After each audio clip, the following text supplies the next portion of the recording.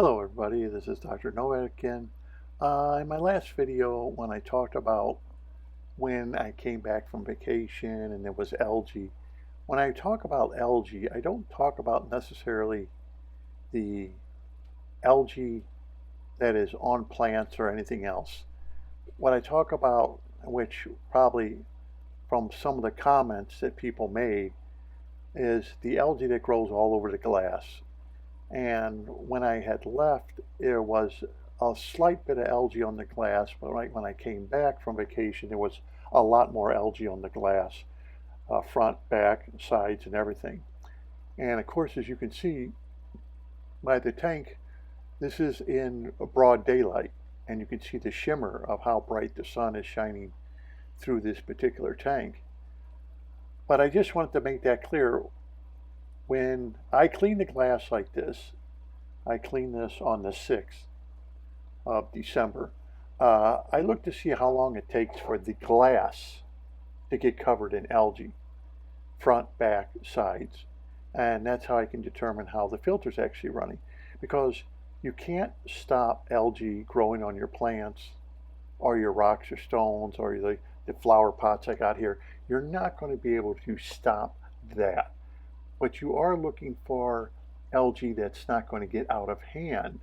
Now, you see these pristine tanks and they have no algae in them at all. Well, I've never been able to achieve such a feat where I have plants and they get absolutely zero algae on them. Eventually, as your plants age and you have a lot of light, like you're seeing here, this is direct sunlight, you have a lot of light, you're going to get some algae, but you want the correct kind of algae. And as you can see on the pebbles, the pond pebbles that are in here, you'll see algae on them so the fish can nibble on them. You'll see on the pots, you'll see a green algae. Even in ponds have algae too that are that grow on the side of the walls of the liners and stuff like that, which is normal. Only when you start putting plants in where you control the lighting very specifically, time-wise. But this is not being controlled. This gets 4 hours of direct sunlight like you're seeing. And then as the evening goes on, about 5 o'clock in the evening, the normal lights come on. And that goes all the way to 10 o'clock at night. So there's quite a lot of light that comes into this aquarium all day long. And the only way you're going to stop algae from growing is controlling the amount of light or how bright the light is. This is extremely bright light. And therefore you are going to get some algae, but you just don't want the algae to get out of control. So I wanted to make that clear in my last video because someone made a comment that I guess the system doesn't work if you're getting algae. Well, you can't stop algae. I mean, I've had aquariums with very dim light and the rocks, stones, and aquatic decorations did get algae on them, even in dim light. Eventually you are going to get algae. Algae can adjust to pH, it can adjust to your light source. So don't think just because you have real dim light, you're not going to get algae. You still will get algae, even if you have plastic plants or whatever. It's just that you don't want it to get out of control. And these plants are already photosynthesizing because you can see the bubbles coming up, even though there's no CO2 being injected into this aquarium. The light is so intense that you can see them bubbling up with their little pearl bubbles coming off the leaves. So I wanted to make that clear. I kind of look at the glass. I clean it. I clean my tubes, you know, the lily pipe, stuff like that. And I watch how fast does that take to reestablish that algae back on it.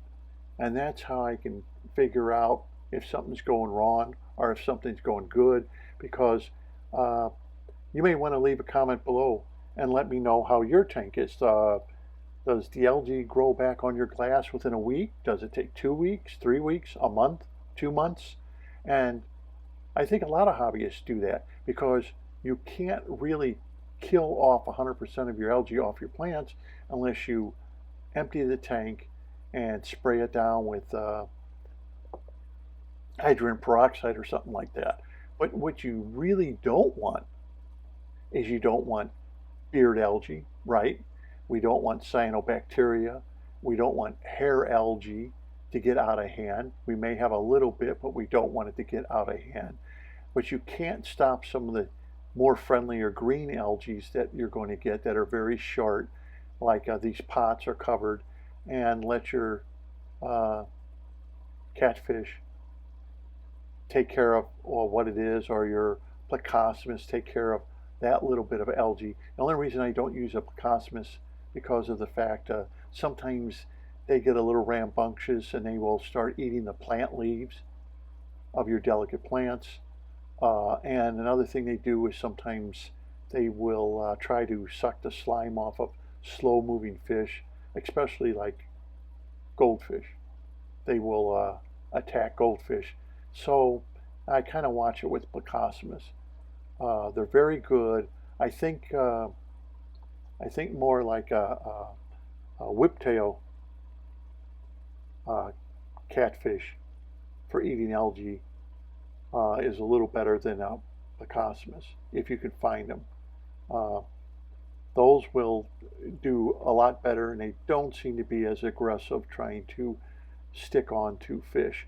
But here, in fact, the big fish in there are flying foxes.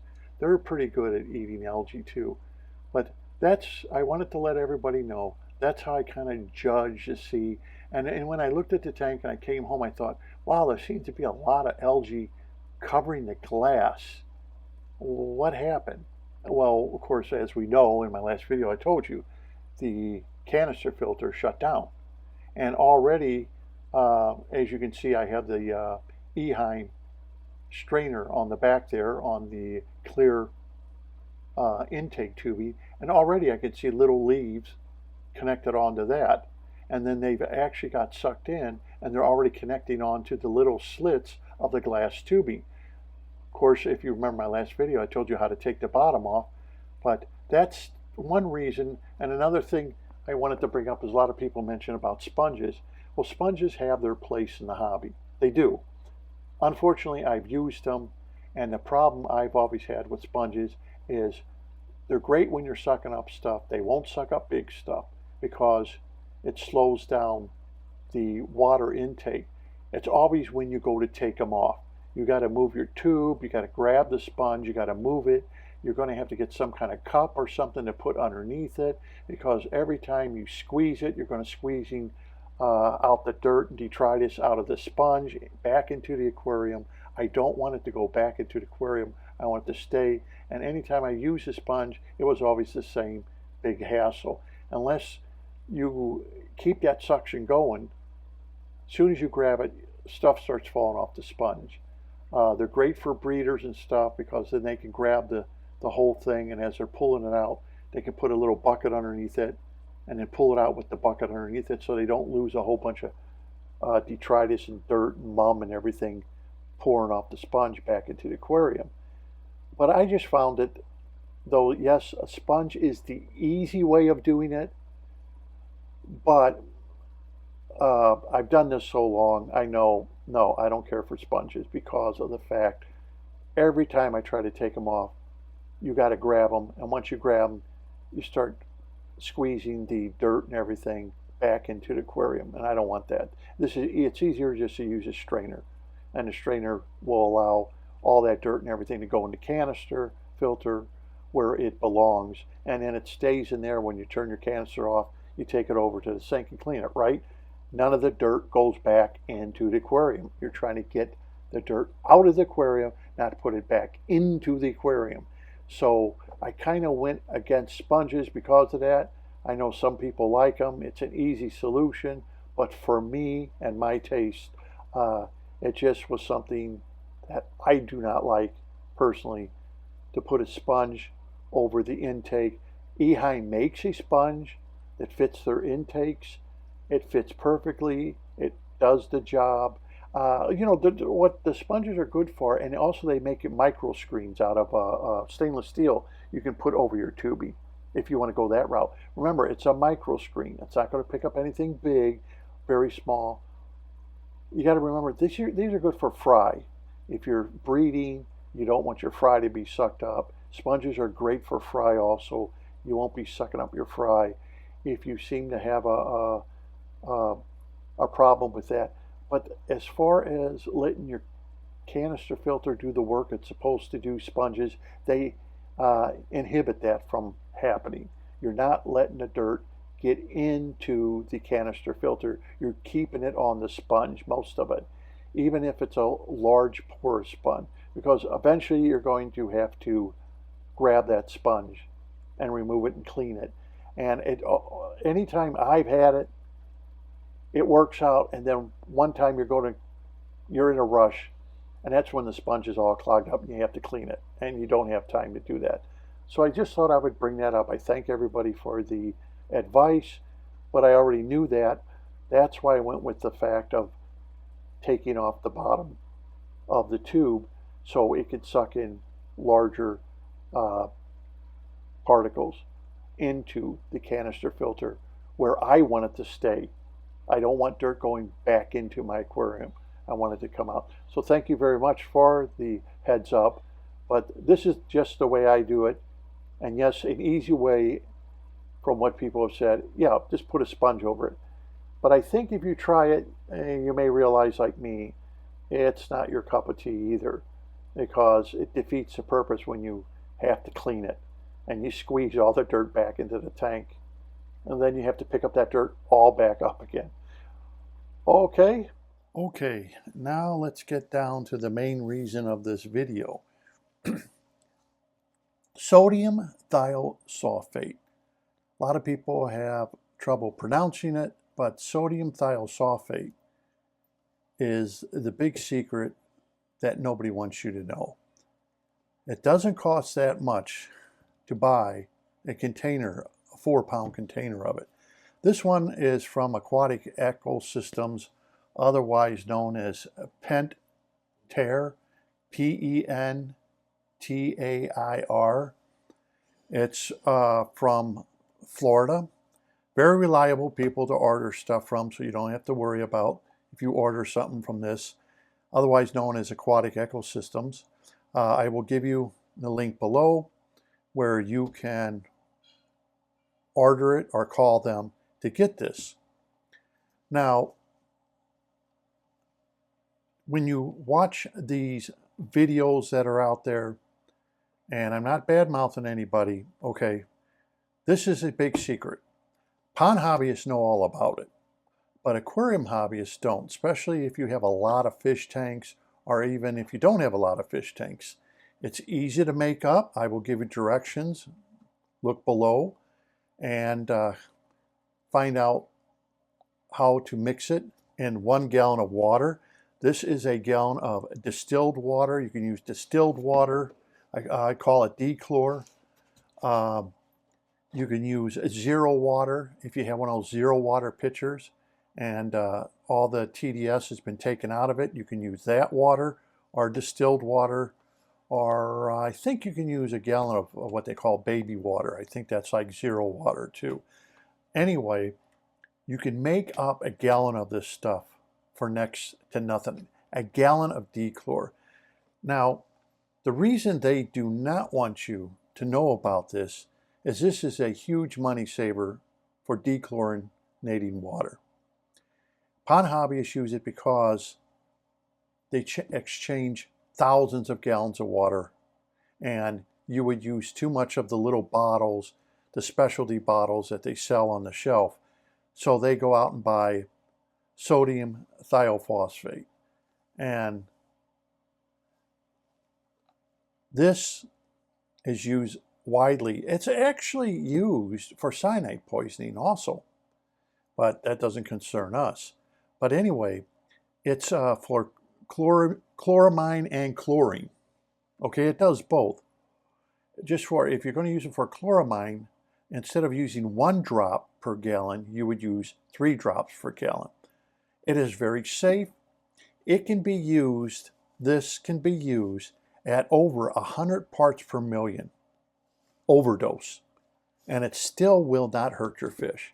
The thing about this is basically the main ingredients in all your dechlorinating bottles that you buy. They also have bottles where you can buy which will get rid of ammonia, but as we all know, those really don't get rid of ammonia. What they do is take the ammonia ion and they lock it, and that ammonia ion then will be released later on to raise your ammonia back up, and it's got to be taken care of by bacteria. But it's good, like if they use those kind of, I think it's called Aquacell or something like that, where they use them in shows, koi shows and stuff like that. So if they see the ammonia starting to spike, they put some of that in there to lock the ammonia. And what they do is, and then you test it, and the test kit says, oh, you have no ammonia. In reality, you still have ammonia. Okay, so we all pretty much know that. You still have ammonia, it's just locked up to make it as simple as possible, and it will be released at a later time within a matter of, 24 or 48 hours or whatever, and then it gets re-released back into the system. But see, they like to use it at shows because the ammonia level with big, huge koi starts rising, so they use that to bring it down. Test kits say no ammonia, and they keep watching the ammonia level in the tanks where the koi are so they don't get ammonia burn. Then, by the time the end of the show, they're going to dump that water anyhow and put fresh water and ship the fish back home. People take their fish back home. Well, anyhow, those are only good for an aquarium if you have an ammonia problem and you really need to get rid of the ammonia instantly for some reason. You understand that. That doesn't get rid of the ammonia.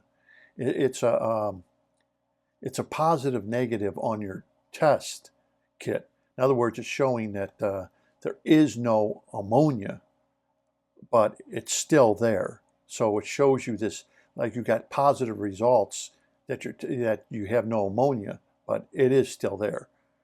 And this is kind of, deceiving.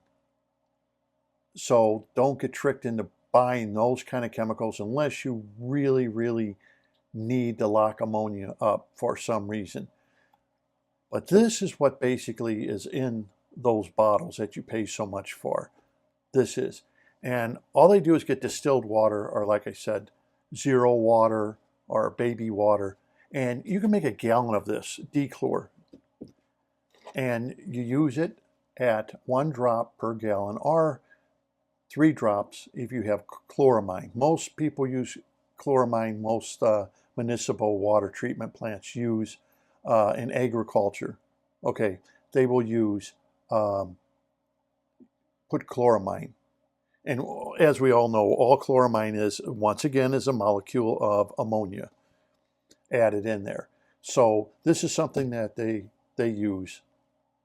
And I don't know, a container like this could cost you $20, $25. But you know what? Look at this. This will make gallons of this stuff. It'll last you probably forever, as long as you keep it sealed when you use it. And I just put it up in the garage when I'm not using it. But this will save you a lot of money. You won't have to ever again, like anything to dechlorinate your water, ever.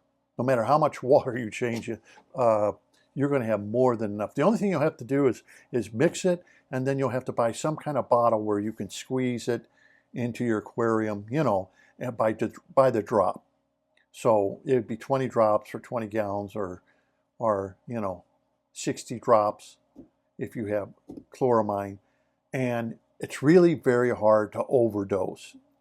Okay, in case you slip up, put too many drops in, it doesn't matter. It's a very safe chemical. It's something that I wanted to make this video and tell you because it is a highly kept secret. store owners do not sell it, and they will not tell you about it. And this is another product that I've even seen it where they act stupid. What are you talking about? I don't know anything about that. All I know is what we have on the shelf that costs, you know, $5 or $7. That's all I know. They'll play stupid because they know you can buy a container like this for 20 some bucks, and you're going to have enough dechlor, you know, for the next 10, 20 years. Then you're not going to buy their product. Once again, if you're watching my channel, this is the kind of stuff I like giving information to hobbyists. You get all the information, just read how to mix it. It's very easy to mix. You know, usually what I'll do too when I mix it is I'll take a portion of this and mix it in a container, okay? And to have it dissolve even faster, you can use some of this water, put it in a pot or something like that, like stainless steel, don't use copper.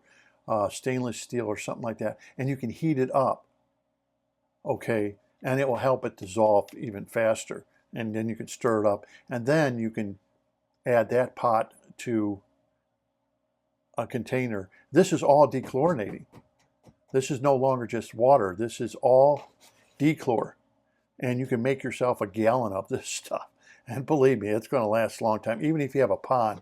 So I know this video is short, but I just wanted to let you know this is a big secret nobody wants you to know. It is great. I suggest you buy this instead of all those chemicals that you're buying to dechlor your water. And until next time, this is Dr. Novak. Happy fish keeping.